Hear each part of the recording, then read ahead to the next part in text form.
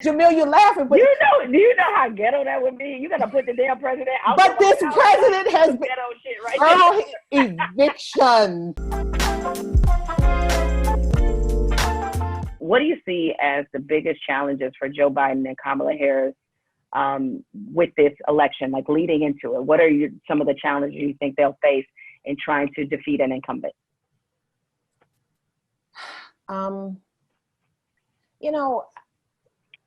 There are still Trump holdouts for whatever reason who don't want Kamala and who don't want Joe Biden. They can try to articulate it, but it's about the fact that Donald Trump is the guy that they identify with. And that is the scary piece. In politics, people want to feel like they can relate to the person, and politics is personal. Part of the reason why we have Donald Trump is because we had Barack Obama. This whole political system is broken. It's been broken for a very long time.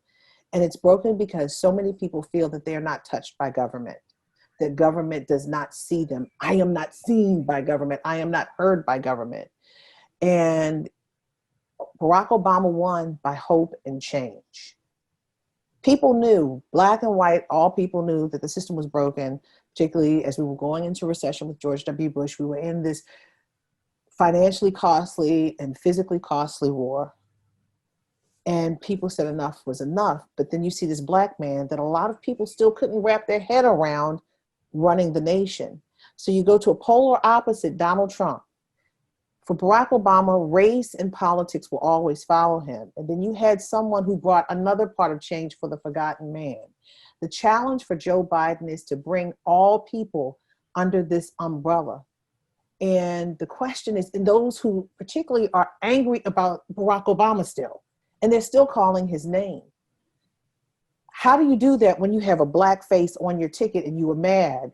People were mad from the black face being the head of the ticket before and president. So I think his challenge is the Donald Trump mentality. Even if Donald Trump loses, Trumpism will still remain for a long time. It's not going to be beaten down. It's not going anywhere. And the question for me is, how does Joe Biden handle that? How does he bring the forgotten man into this umbrella? They're going to come begrudgingly if they even come. How do you do that? That's my thought for Joe. That's his biggest challenge right now. It's the mindset and the thought of Trumpism. What do you think, Yamiche? I think there are twofold things. I think April really articulated that well. The first is, I think, can Joe Biden really convince people that the fear that President Trump has drummed into people all over this country, that fear is unfounded? Because the president, as President Trump, has really convinced a lot of Americans that Democrats are socialists, that they're people who want to take away their rights, that they're people who want to take away their neighborhoods, that they want to abolish the suburbs. There are people, apart from the conspiracy theories about all sorts of things that are not true, but there's also the idea that there are people, especially I would say in some areas of this country, white people in particular, who are scared of diversity, who are scared of a changing country. And it's a country that is undoubtedly changing. So how does Joe Biden convince some of those people, even if he wins, if he wins in particular, of course, but also if he's running, how does he convince those people to get on board and to not be afraid of what is going to be a changing America?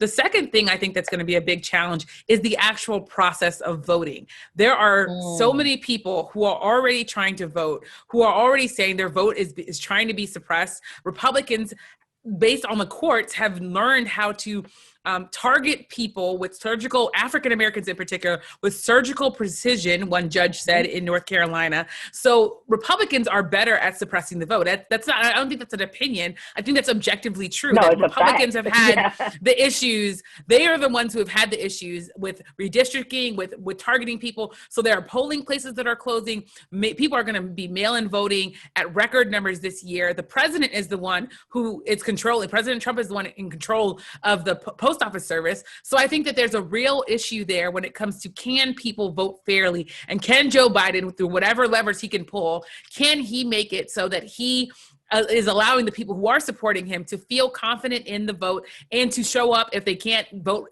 by mail, to show up in person in the middle of a pandemic. So I think that that's going to be a big issue come the election day, is whether or not people felt like they could fairly vote. Well, I can tell you this for Joe Biden right now, and these rights groups, litigation groups and rights groups are now working feverishly in case of a challenge, because we know, I mean, just from what we're seeing, I mean, I've never seen anything like this. This is 1960 2020 version.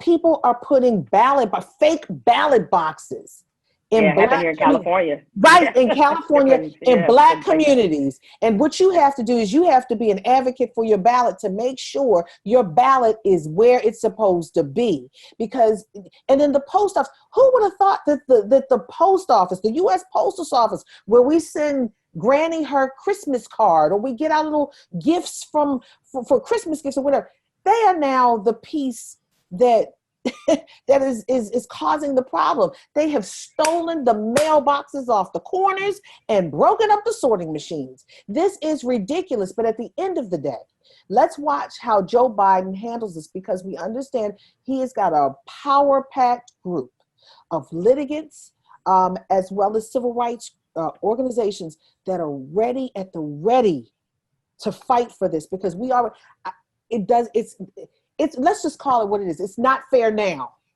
And then when it happens, election day, let's see what happens, because I got a feeling this is not over by any stretch of the imagination. Well, the only way it be over, that there actually be a conclusion, does it have to be a blowout for this to It would have to be a blowout. Okay.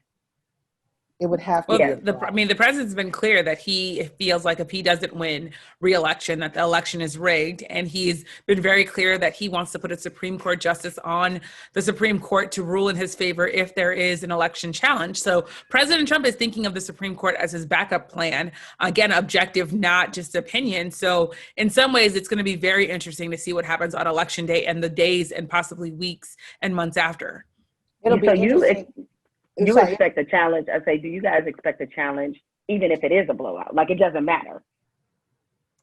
Yeah. I'm not sure. I think that President Trump, if it's a blowout and there's nothing to challenge and he can't physically ask for a recount, then Republicans probably will not say we need to get a recount anyways, even if it's not something that can statistically actually happen. But who knows? I mean, I think Republicans, the line that they have drawn, including Mitch McConnell, has been this peaceful transfer of power. When the president said that he wouldn't commit to one, Mitch McConnell and a host of other Republicans said, actually, that's the way America works. We can back the president on all sorts of other things, but when it comes to a peaceful transfer of power, we expect that to happen no matter who wins. Jemele, I love Yamiche. She's so cerebral. Let me tell you something. This is a daggone reality show, Yamiche. Come on now. I got to help you understand. This man is not logical. He has already said that he is going to watch, and if he doesn't like it, guess what he's going to do? He's going to white knuckle, no, orange knuckle the resolute desk.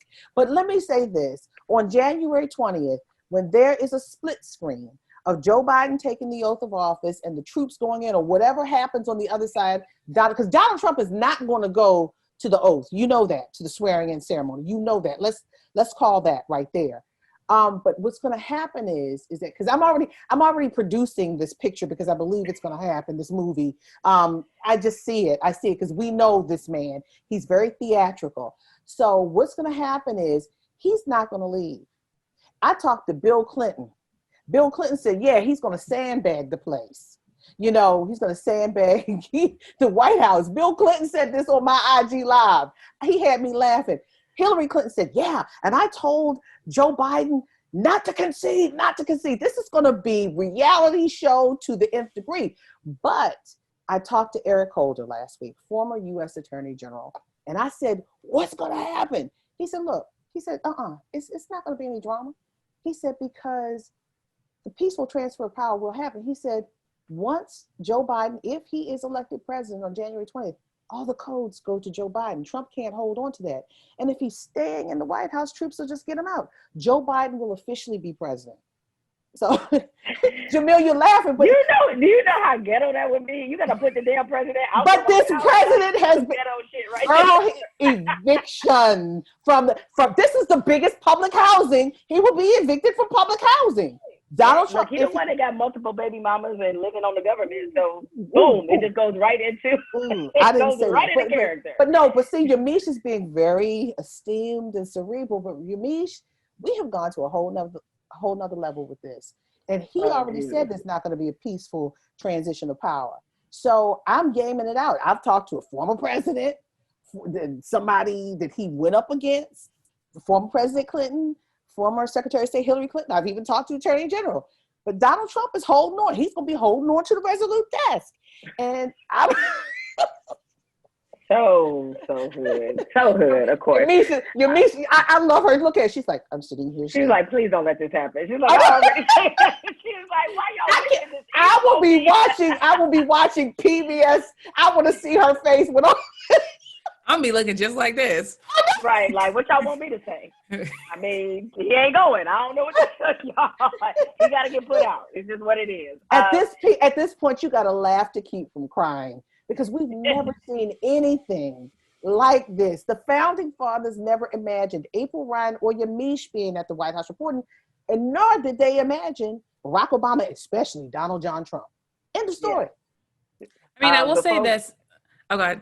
The only thing I was going to say is I think that Americans maybe don't understand the miracle that is America, which is that there has been peaceful transfer of power for hundreds of years. That is not something that I think people who are from different other countries take for granted. So for me, as someone whose family, the entire reason why I'm American is because there wasn't peaceful transfer of power in Haiti, right? That's the entire reason why I'm a reporter at the White House in America and not a reporter at the White House in Haiti, is because this system has worked. And in some ways, the Republicans saying that they believe that the system will work, to me, is at least evidence that the Republican Party is saying that we're not going to back a president if he loses and refuses to do the transfer of power. So I think that, obviously people have been joking about this, but I think there is this real scary feeling for people that are Haitian or Venezuelan or Nicaraguan or so many other countries who have lived under dictatorships, who are hoping that America does not turn into that, because those situations can be very scary and very ugly and very deadly.